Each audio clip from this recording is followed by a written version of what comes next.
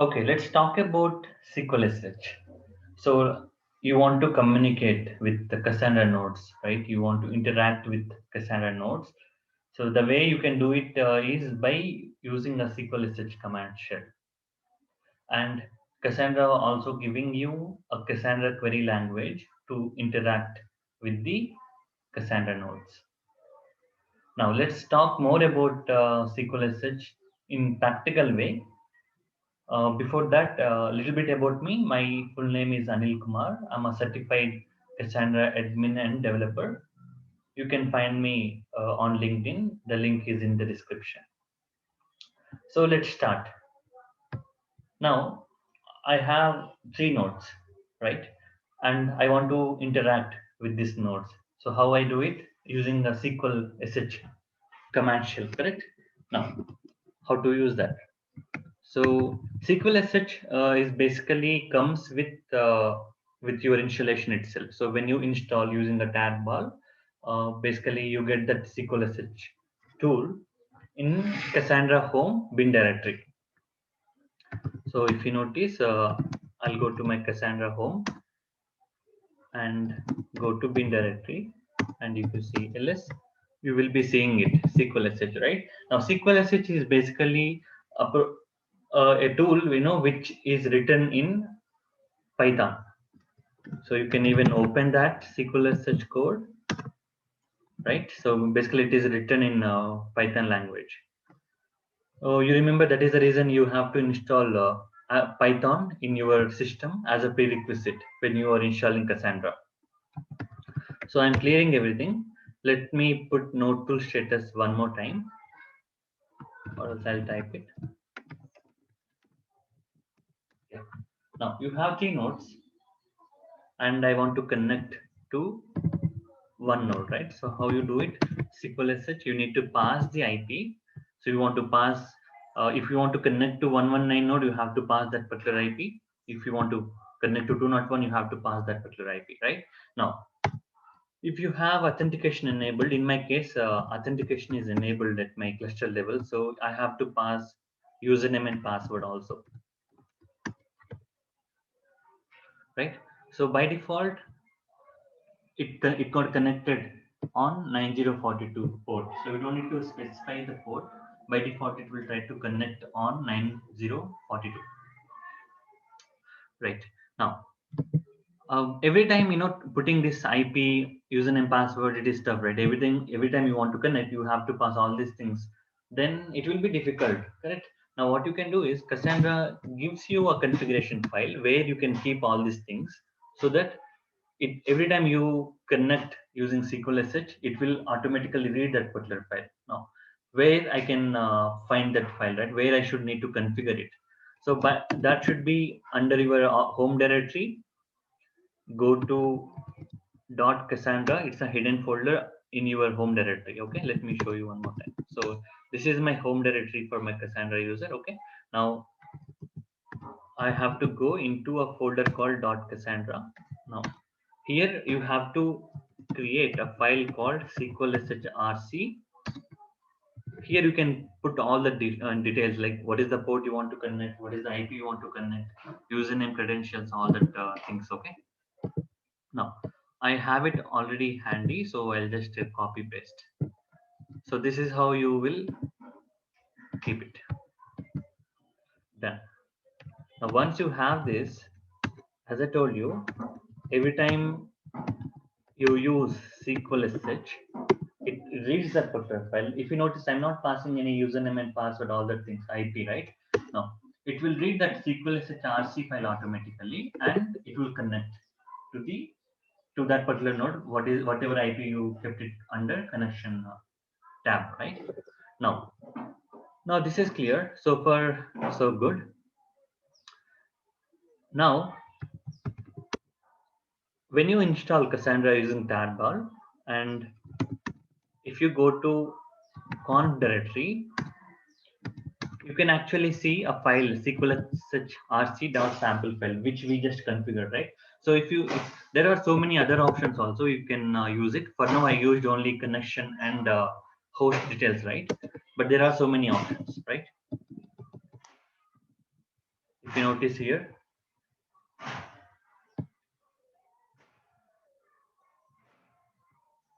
let me open it in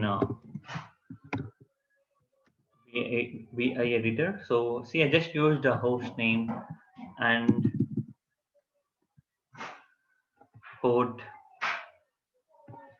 and authentication, right? Under authentication, I use username and password. So, but there are so many other parameters also you can configure. Yeah, depends on your requirements. So for now, I just needed those options only. So I used only few options in this particular file. Okay, so there is a sample file available for you if you want to go through. Now I just cleared everything, and let me get the node to status one more time. Yeah, so let's connect now using SQL SSH. Okay, now you have an option called clear to clear everything, on that.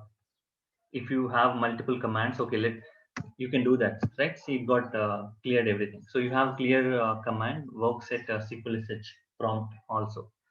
Now, so let's talk about the commands, what and all I can use as a DBA.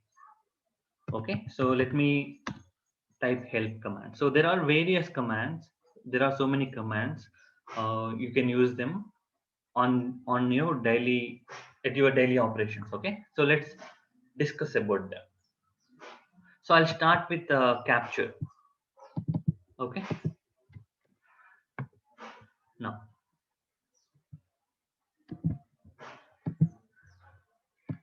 so before capture, let's see how I can capture output from the OS level. Now I have a key space called sales and I have a table called products.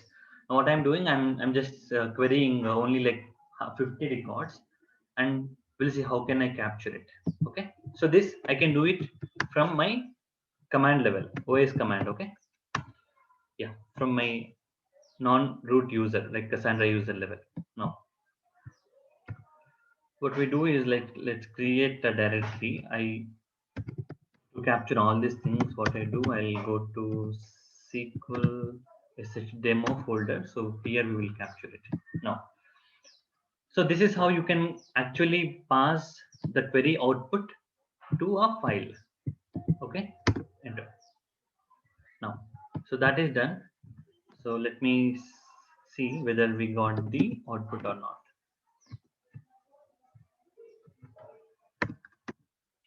Right, so we got 50 records, right? 50 rows. There is another way also. This is one way you can even do, in this particular way. So let me say output dot one. Okay, output one dot txt. So this is one way you can pass the query output to a file. So here what I'm doing, I'm just saying select star. Here I just kept limit, but here I'm capturing everything.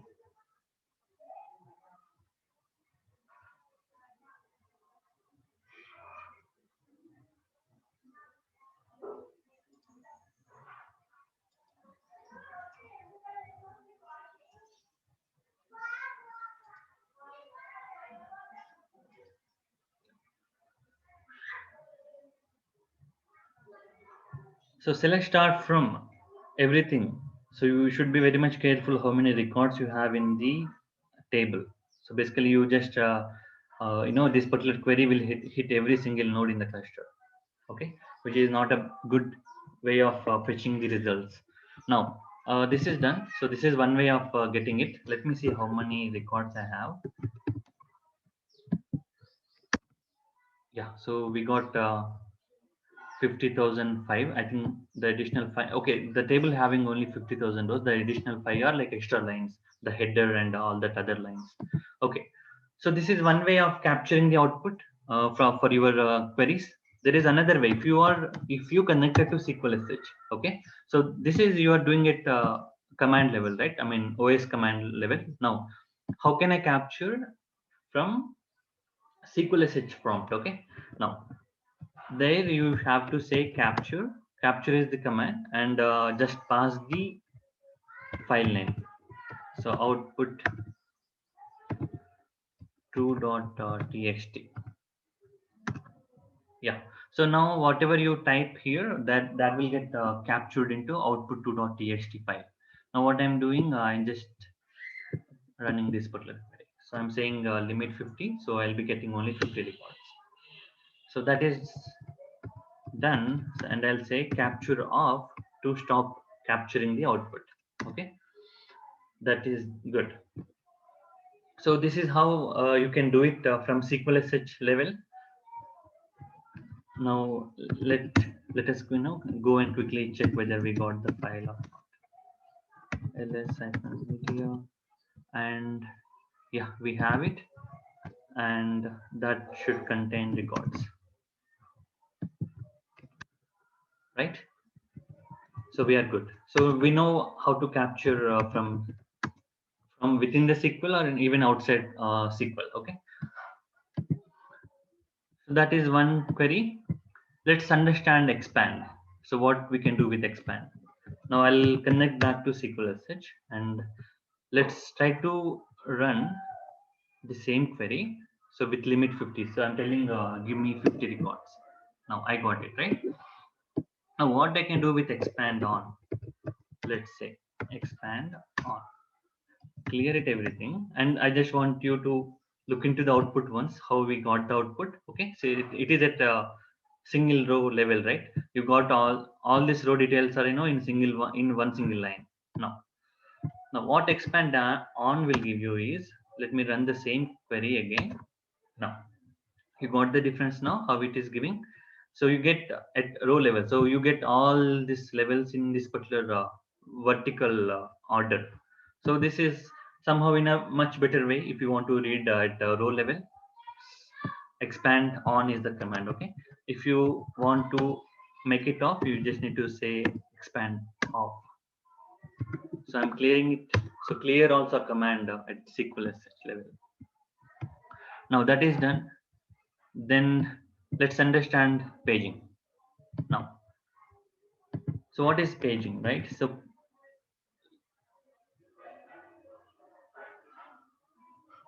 let me type paging first. So if you type paging, it tells you whether paging is on or off. So by default, it is telling you query paging is currently enabled, and it is telling page size is 100. What they mean by that is, say let's say let's select again. I'm selecting everything now. So what happened here is that because the page size is default to 100, you got only 100 records. Okay, out of 50,000 records, you got only 100 records on this particular page. If you want to see more number of records, right? Again, you need to say enter. You get 100 more rows. One more enter, one more 100 rows. Okay, that is how it works. Now, if you want to see 200 rows in one shot, you need to say paging 200. Okay, now if you query, what happens? Out of 50,000, you get 200 rows on the screen. Okay, yeah. So I'm clearing it again. So we understood what paging does now. Let's see source command. Now you have a file and you want to run that file, right? Okay, let me show you. I have a file called reservation.sql. So this is having how to create a key space and some create table commands. Okay, I want to run this particular file. How I do that? Simple. Connect to SQL SH and you need to say source and pass the file name.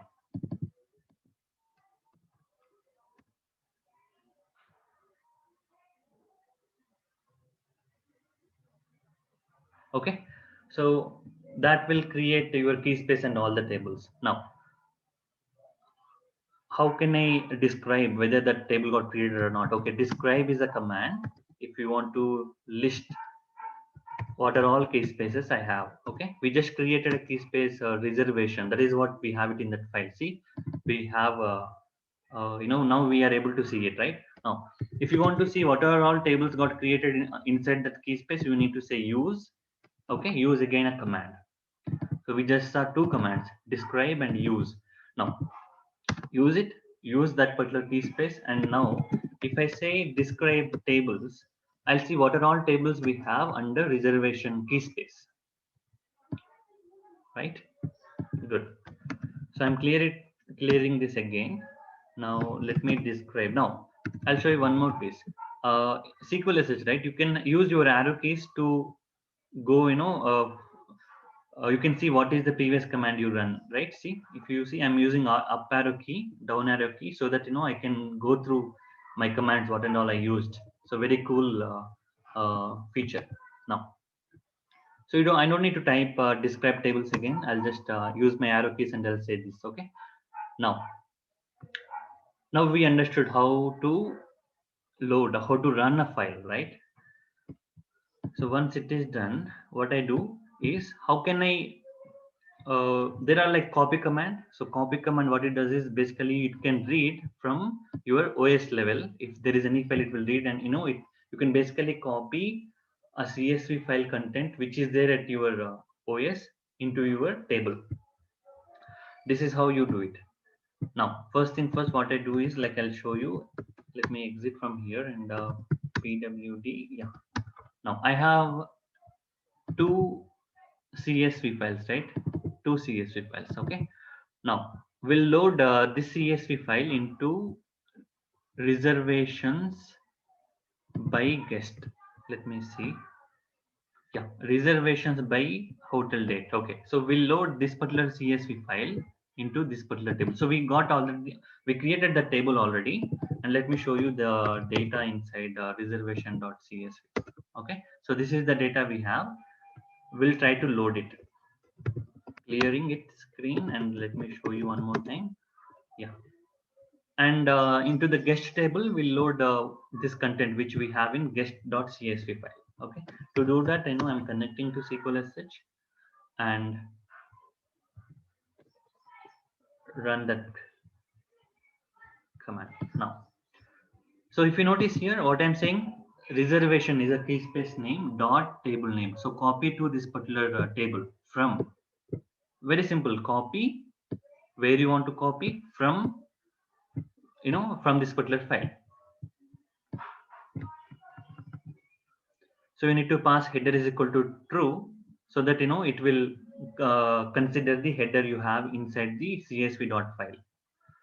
Now run it. See, that particular CSV file got loaded. See, 99 rows were there in that file, and all the 99 rows were got imported into your table. So this is one way of loading data into your Cassandra tables, okay, from CSV files.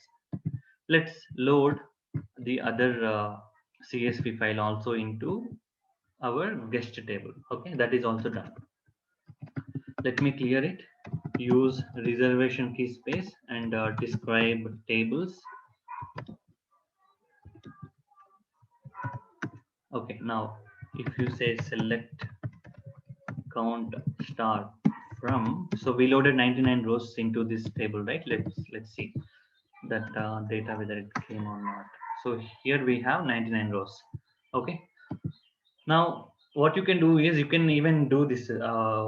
You can actually, whatever you have in a table, you can even copy it into a CSV file. Okay, reverse, like you're exporting. Previously we imported.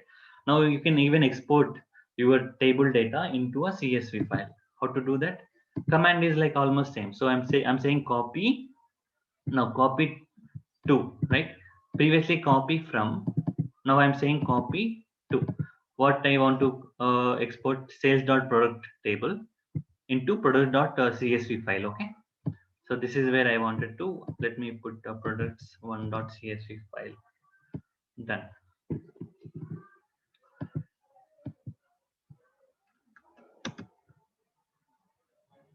So it is having 50,000 rows. Okay, so that is completed. So this is how you export data in Cassandra. So you got to know how to export data into a CSV file, and how to import data from CSV file to a table. Clear? And ls-ltrh, and let's quickly count the rows, right? It is having 50,000 rows. That one, I think probably it is because you got the header. Yeah. So clear it. Now we understood how to export and import also. So that is good. There are like some generic commands like show version will tell you what version of SQL SH you are using.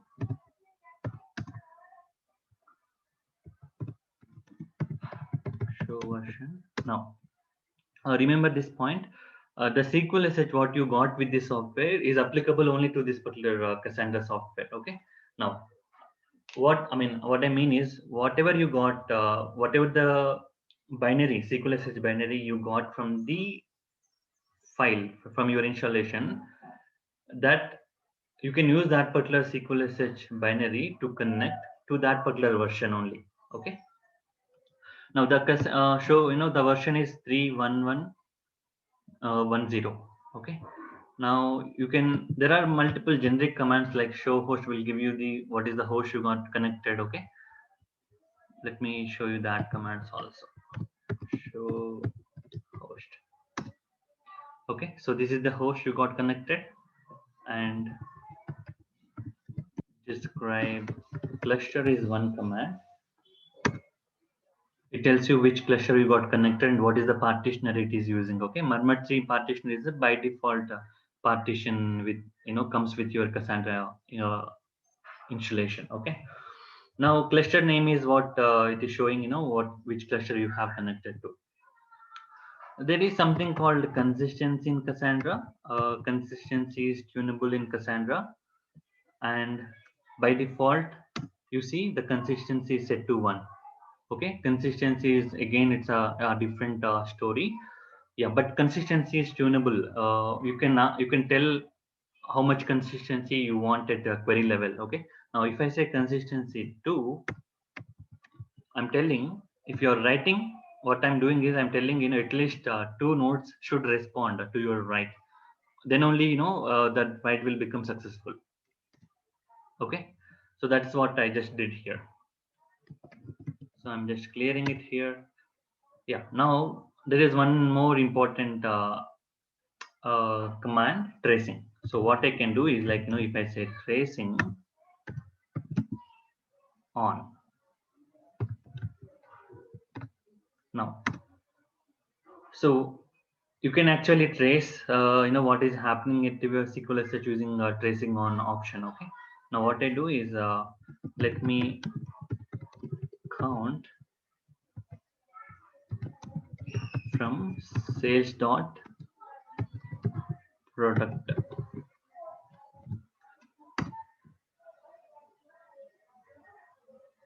So it happened, and it gives you that tracing results also for your query. Now, clear. Now, when you enable your tracing, what happens inside Cassandra is all your results will be stored in two tables. Okay, so when you enable tracing, your tracing results will get stored in 2 places, 2 tables. So let me show you those tables. Describe key spaces, and I'm talking about this particular key space. So let's say use system key spaces. So there are 2 tables. Let me describe them. Yeah. So events and session. Okay. Whatever you are tracing, that information will be stored inside these 2 tables. Let's query them. Select star from sessions. Okay, so it will capture that your session information into this particular table. There is one more called events. Here it will capture whatever happened, right? What and all story happened. See this all these details. Now, so here this is where you can use expand command also. See, it is handy. Now it is completely zigzag, right? I can't able to understand what it is there, right? So you can use expand on, which we discussed earlier. to see it in a much better way. See, now I can understand a little bit more clearly, right? What just happened with that node, what been queried, all the details. See, this is what just happened, right? Wait, the most latest one was this one. So this is what happened, right? So this is what your session details, like uh, of which IP was in use and what is the command, right? Who is the coordinator that time, all the details, like what is the duration, how long it took to get that details, right? All these details will be in your sessions table. There is one more table, events. Let's look into events. So events is something will give you more detailed information, right? See, you got all that output, what happened, how it got like which nodes were involved to give you that output, right? So who will be the coordinator, how we got communicated with the other nodes, everything will be written into this particular events table. Clear. Now I'll show you one more interesting piece with Cassandra. Now remember, in the beginning we configured the SQL SHRC a file, a configuration file. So every time you run SQL SH, it will use that file, right? What is the location? It's a default directory, and then go to a hidden folder called Cassandra. Here what you see, this is the one, right? Now if you notice, there is something called SQL SH history. Now what just happened here is, like, there is a file in Cassandra which will capture everything what you are running at Cassandra level, SQL SH level, okay, into this SQL SH history file. Now I can, let me show you the tail part, like 100 commands of SQL SH history. Now if you see, this is what we just ran, right, sometime back. So everything will be recorded here. So make sure, because if you are changing a username password, right, those details also will get stored into this particular file. So make sure, if you are dealing with passwords, uh, go and edit this file and remove that particular entry from this particular file, or else you protect this file. Make sure others cannot read this, okay? Only Cassandra user can have access, read and write access on that particular file.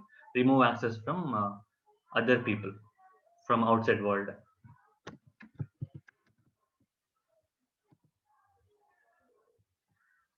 And there are regular commands, like you can create, obviously you can create a key space from this particular piece, like see how create a key space, like test with replication factor. I'll say low, simple strategy only for now. Simple strategy, replication factor set to 3. You can create a key space. I'm just creating some basic key space. You can even yeah, this is what query language, right? Now if you want to create a table inside this key space, what you can do is you can say use test, so that you will go inside that key space, then you run create table command. Or else you can do even this. So you can even say test dot that table name, so that you don't need to say use that particular key space word here, okay? There are two ways. You can do it this way, or just run create table name command also. Right. So these are some useful commands for your daily DBA operations. I hope you liked it, and thank you for watching this particular video. If you have any doubts, please comment and please subscribe for the channel. Thank you very much.